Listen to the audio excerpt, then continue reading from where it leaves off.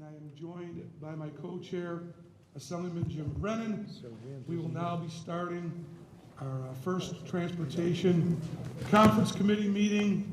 And before we get started, let me introduce my colleagues from the Senate who joined us, going from my right to left, Senator Rich Funke, Senator Michael Venditto, our ranker, Senator Marty DeLon, Senator Dan Squadron, and Senator Tony Avella have joined us so far. Thank you, Senator Roebuck. And I'm Assemblymember Jim Brennan, Chair of the Assembly Committee on Corporations, Authorities, and Commissions. And our co-chair of the subcommittee, Assemblymember Dave Gant, is not available today, but we are expecting him back as soon as possible. We'll be working together closely, our subcommittee, and I'm optimistic that we can handle the situation in a timely and responsible manner in relation to enacting an on-time budget. I want to introduce my Assembly colleagues. To my left are Assemblymember Neely Rosick, Assemblymember Eric DeLon, Assemblymember Phil Steck, Assemblymember Dave McDonough, and Assemblymember Phil Palmisano. Welcome. Thank you, Senator Brennan, and all my colleagues for joining us. Let me just say to kick this off, obviously transportation is always an important part of the budget, not only for safe travel, but no matter what part of the state you're in, certainly it is an important part of economic development, moving products, you name it. While different regions may have certain things that impact them, critically important. And this year, our work even becomes more important because this is the year where we are starting out and setting the tone for 5-year plans for transportation all across the board. So I want to say and really applaud all my colleagues in the Senate majority and our staff as well, who worked very hard to make sure we could come up with a plan that for the first time in 5 years, after it was broken some years back when we were not in the majority, that we will now have in our version of the budget parity with the MTA program, which we very much support, but also want to have parity for roads and bridges. The need is tremendous. And I also want to point out in that statement that oftentimes it's referred to in the media is Upstate Road and Bridge Program.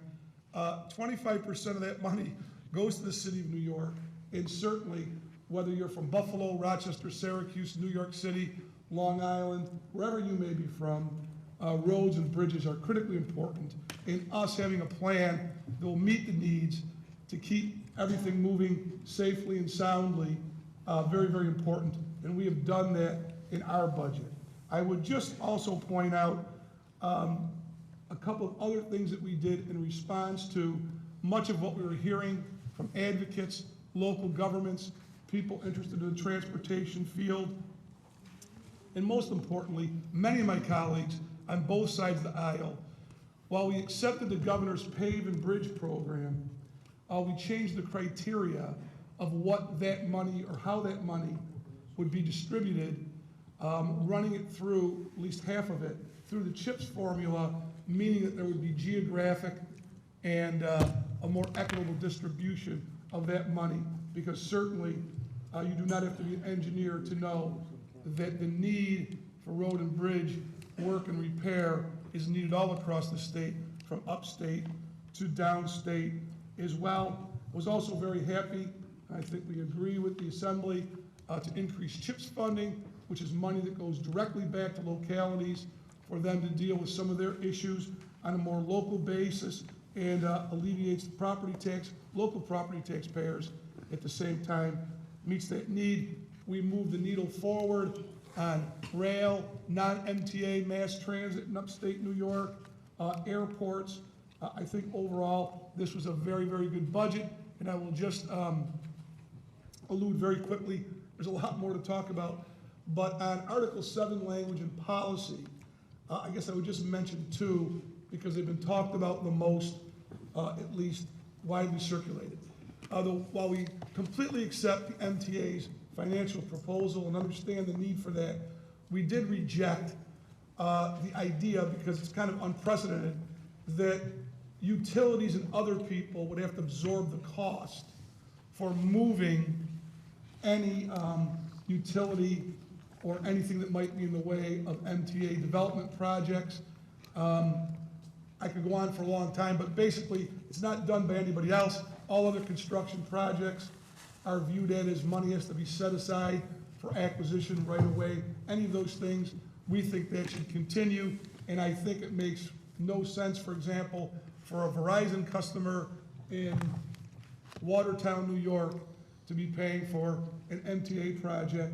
I think we should stick to that. So we rejected that, and I would say still to be negotiated, but rejecting the way the governor wants to reduce tolls on the Thruway. We're open to the idea, certainly, in the Senate, but we think that it should be a little bit more straightforward, not a rebate, you collect it, have to turn it back in, and maybe try to have an attitude towards the tolls that are more trying to keep them down for everybody, whether they're business, commuters, or people using that toll overall. All right, thank you, Senator. As the Senator is pointing out, our jurisdiction relates to both the capital and the operating budgets of the Department of Transportation, the Department of Motor Vehicles, the MTA, and the State Thruway Authority. And I am going to read some items from the Assembly One House proposal. I'm going to read them so that I don't forget anything, and they will include both DOT capital, MTA capital, non-MTA capital and operating, as well as how the Assembly handles the Article 7 bills proposed by the governor, highlighting where we have some differences, not necessarily going through every item that we're accepting.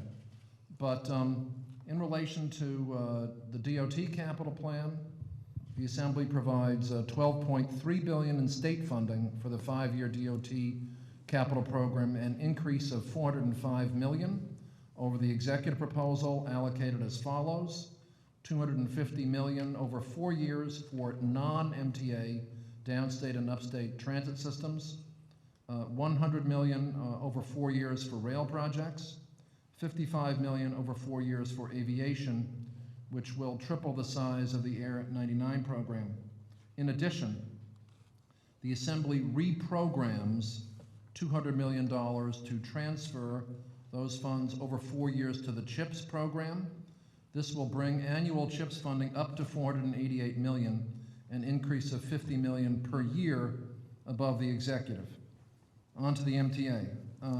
The MTA capital program, the Assembly provides $8.5 billion in state funding for the 5-year MTA capital program, an increase of $200 million from the executive proposal.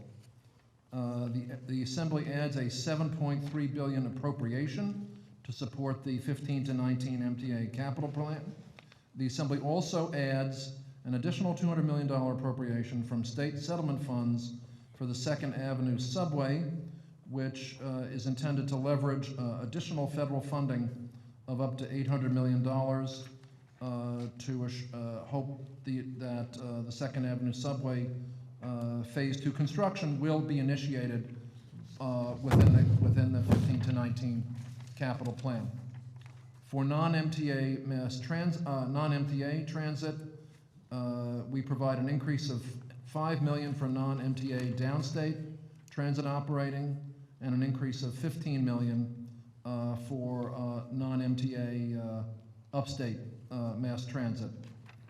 On to Article 7, and I'll do my best to be brief, Senator and colleagues, but just to let you know some items the Assembly is proposing to change. On DMV, we modify the executive proposal to consolidate the DMV seized asset fund and certain other funds by making a technical correction. I knew that would interest you. Article 7 for DMV. The Assembly rejects the executive proposal related to commercial driver's license and commercial vehicle provisions for covered farm vehicles and vehicles weighing up to 26,000 pounds, transporting passengers in commerce. For the Thruway Authority, the Assembly rejects the executive proposal to transfer the Canal Corporation from the Thruway Authority to the Power Authority, and instead authorizes a transfer of $70 million from the New York Power Authority to the Thruway Authority to assure adequate funding for the Canal Corporation. The Assembly accepts the executive proposal for a new tax credit which would reimburse Thruway tolls for farm vehicles only, and rejects the remainder. For the MTA, we add our, I'm sorry, I repeated all that. I stated the capital items. For Article 7 in relation to the MTA, we modify the executive proposal for the funding structure for the capital plan by eliminating the condition that the MTA exhaust all of its existing resources before any state funds are provided. The Assembly modifies the executive proposal in relation to the MTA's procurement process, but accepts a number of increases in the thresholds for procurement. And the Assembly rejects the executive proposal to authorize the MTA into joint arrangements and to shift the responsibility for the cost of utility relocation from the MTA to the utility company, and certain other matters which I won't go into, but that's most of what we're doing. Thank you, Assemblyman Brennan. Let me just take 1 minute, I guess, what you want to call it, parliamentary procedure. In terms of our guidelines that we'll work under, similar in past years, but I do want to announce that our recording secretary for our committee will be Michelle Cameron, and that pretty much we'll follow the same rules, but important for people to know that at the end of this process, no report should be filed except when there is an affirmative vote by the majority of the members of each House's delegation on this subcommittee. Important to know. Let me say there are some areas, you've already heard some of them, where we are in agreement, but specifically where we're in three-way agreement already. Under the Department of Transportation, State Operations, we have all accepted the executive's recommendation of $33.2 million. The Metropolitan Transit Authority, aid to localities, we accepted collaboratively the executive's recommendation of $2.4 billion. And under the Department of Motor Vehicles, we've accepted the executive recommendation of $21.6 million. State Operations, we've accepted the governor's recommendation of $87.6 million. And last but not least, under capital projects, we have all agreed upon the recommendation of $216.6 million. Thank you. Also, in relation to our business, I am appointing Logan Hardy, the Corporation Committee Analyst, as the Assembly's recording secretary. Let me just say to our colleagues and members of the public who are here that whatever sums of money the Assembly and the Senate are proposing to add or delete or change in the budget are the House's positions, and we do not yet have table targets. Correct. And we will await the General Conference Committee, the leadership, as it discusses with the governor the total availability of funds for the budget, and then at that time we will be able to deal with in a negotiation how those funds may be added to the transportation budget as a whole. So that will be something that we will have to await further action by others to help us deal with our responsibilities. I would concur, certainly. Again, this is a very, very important year. This may be one big bite at the apple for the next 5 years. So this makes this budget negotiation very critical. With that, let me turn it over to my colleague, Senator Dilan, who is the ranking minority member on the Transportation Committee. Thank you, Mr. Chairman. Good afternoon, everyone. I am glad that we are holding these hearings, and really I'd like to start off by thanking both majorities for including some of our priorities in their one-house resolutions, including use of bank settlement funds on infrastructure, investments in local roads and bridges, investment in upstate transit, and new capital transparency proposals. In that spirit of transparency, I will lay out some other priorities for our table.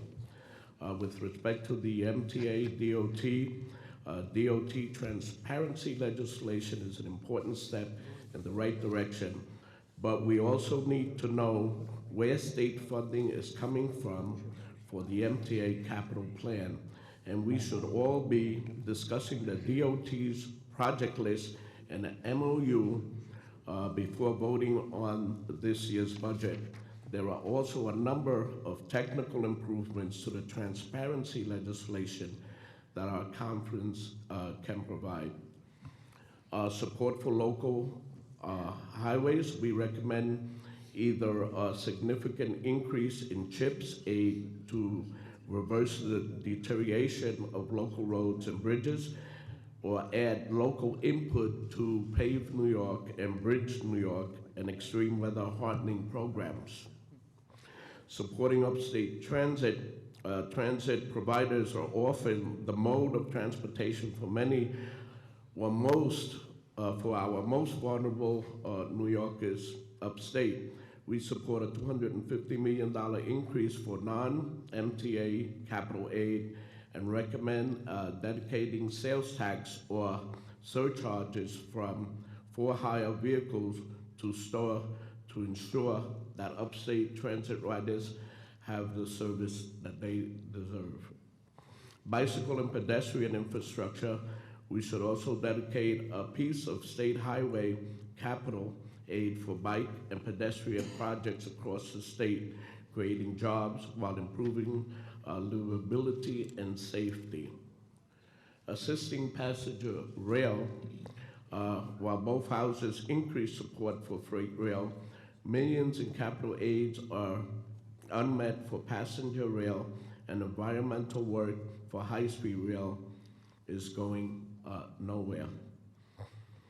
Line reviews, some of the most efficient ways we can use our table target funding is for a line review of the J line in New York City and reopening of station entrances along overcrowded lines to study transportation alternatives from Buffalo, Niagara Airport, expand bus rapid transit in Albany, and to study bicycle and pedestrian options along the Tappan Zee corridor.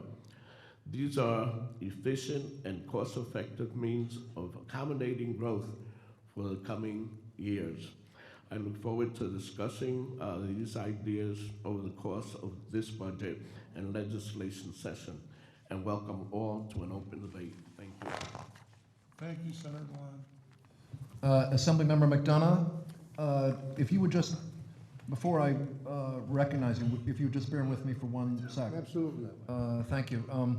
Just wanted to comment that the Assembly's $7.3 billion appropriation to support the 2015-19 MTA capital plan, the purpose of adding these funds at this time is because the Assembly is anxious to create the certainty and stability that the MTA and the millions of people who use mass transit in the metropolitan region, 6.2 million riders every day on average to get to work or to go about their business, that it would enhance the overall operation if we could bring to a conclusion the issue related to the uncertainty of this funding, and we are anxious to work with the Senate and the governor to address the difficulties caused by the continued uncertainties in their capital funding. Mr. McDonough? Thank you very much. We've looked at this and we're encouraged that there is some increase for Nassau County from the executive's budget. The assembly budget is another $1 million over the executive budget. But the Senate One House budget is back to what the governor had proposed last year, $1 million, or this year, $1 million less. So we're concerned. We'd like to see that restored. And also in the capital aid, that was operating aid I was talking about. While the Assembly has a 6.7 million they're talking about, the Senate has a 0 increase, which is matching what the governor proposed. No increase at all in the capital. You gotta remember, in downstate, in Nassau County, which I represent, we transport over 100,000 customers every single day. And so the capital aid is very necessary because that equipment has to be replaced and renewed every so many years. Another issue that we're very concerned about is CHIPS funding. The CHIPS funding, the situation with CHIPS right now, it's been told that we have over 2,000 bridges in the state of New York that are in dire need of repair and reconditioning. And yet the CHIPS funding has really stayed the same this year as it was last year. The governor proposed last year $438 million for CHIPS funding, and he added in a $50 winter recovery. So that made it $488 million. Well, did we get an increase for CHIPS this year? No. We got $488 million. So what's happened is the Assembly has rolled back the $50 million of winter recovery fund, which is no longer there, put it in the basic CHIPS funding. So we're still getting only $488 million. And that is not enough. In my area on Long Island, we have tremendous road hazard conditions. We still are recovering from storms several years ago. Superstorm Sandy, the roads and bridges are in dire need of repair, and this is all about jobs as well. So we're encouraging an additional $50 million in the CHIPS funding, if we can get that, because that will offset the loss that they're feeling this year to get the CHIPS funding. We'll talk about momentarily about parity, and we want to talk about the fact that in transit operating aid, I said that before, we are encouraged, but we're still $1 million less than what the Senate proposal is. Chairman? Thank you. Thank you.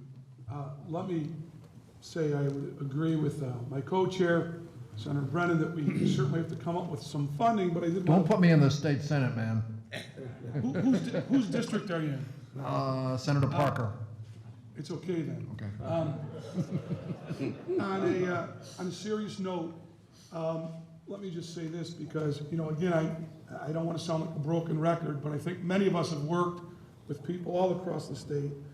And ironically, when you talk about where the money's going to come from, one of the things that is so discouraging to me over the last 5 years, if you take the money that should be in the lockbox for roads and bridges, which gets rated every year, while we pass that bill in the Senate every year, but can't get a three-way agreement on, it is roughly about $4.7 billion that the gas tax, PBT, taxes on vehicles, other things are supposed to go into this fund. If you did multiply that by 5 years, it actually ironically comes out to $23.5 billion, which is exactly the number we need without the $2 billion for the Thruway Authority to get to parity when you roll out the money that the city of New York put in cash on the $26 billion. So I'm hopeful, based on the merits, that we will get to a good spot. But as you can tell, a lot to address here. And with that, I would like to turn it over to my colleague, Senator Tom Croce.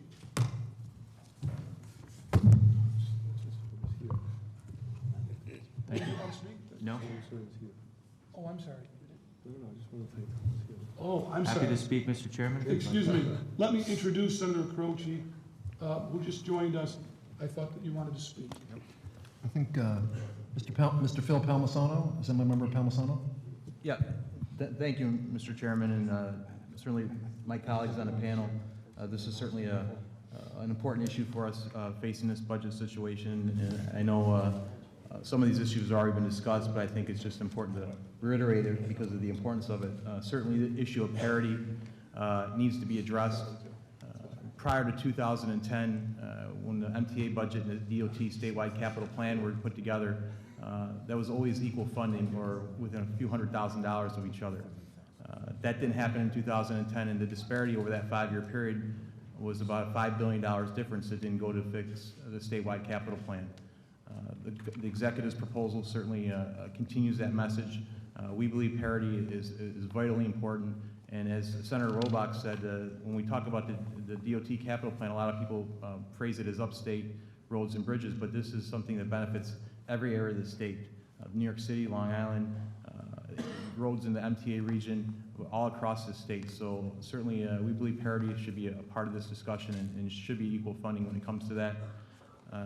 And also, just I know a lot's been discussed about the CHIPS program, and that's a very vital program. When the governor and Mayor de Blasio announced the agreement on the MTA funding last fall, the governor announced that the MTA is like the lifeblood for downstate, and I don't dispute that, and we don't dispute that, but certainly, especially for many of our communities, particularly in rural areas, the CHIPS program is the only funding they have to fix their local infrastructure, their local roads and bridges.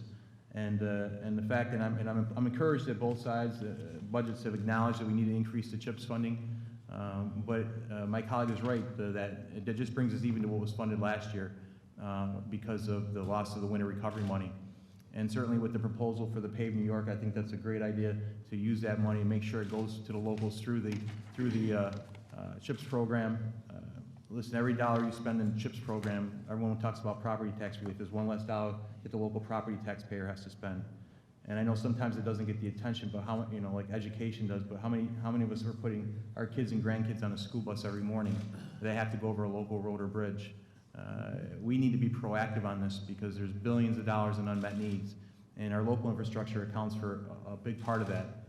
87% of the bridges are owned and maintained by our localities, and 87% of the roads and 52% of the bridges are owned and maintained by our localities. We need to be a partner with them, and we need to send a clear message, hopefully, to the leadership in both houses and this executive that we both want parity, and we want to make sure we're funding our local infrastructure through the CHIPS program.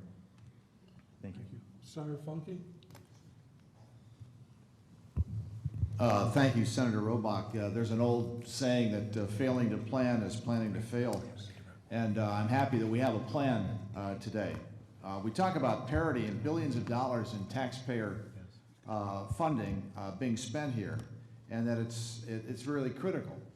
But it truly is a drop in the bucket when it comes to what we need in our state in terms of infrastructure needs. Roads and bridges, water and sewer. We wouldn't let our houses deteriorate the way we let our state deteriorate. And this is something I think that requires an attitude change among all of us in the legislature.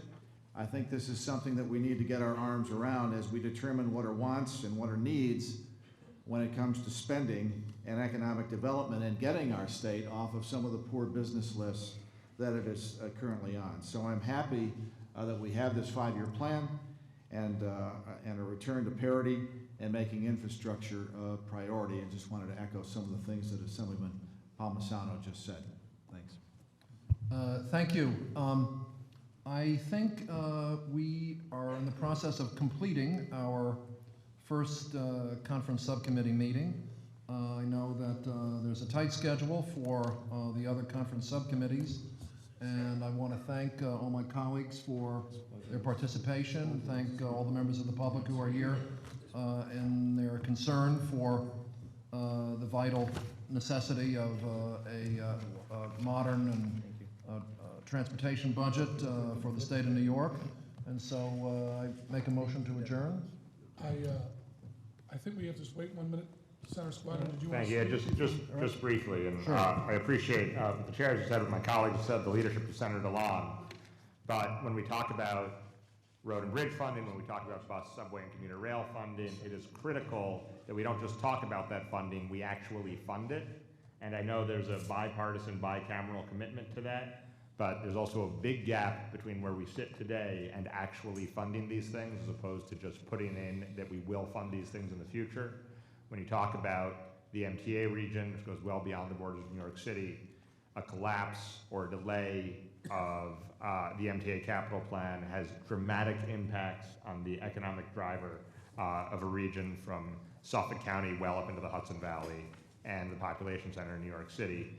And when we talk about infrastructure, and a lot of folks from both parties, from every part of the state, have talked about the importance of infrastructure spending, it can't be political spending. It's got to be directed to the highest need based on formulas. I know we're moving towards that, but if you look at the overall infrastructure funding in this budget, there's a whole lot that can be directed a lot more specifically and clearly based on need as opposed to politics. So I hope that over the course of the next weeks, we'll move there. Thank you for the opportunity. Thank you. I think our motion is still on the table. I'll second that. All right. Thank you, everyone. Appreciate your attendance.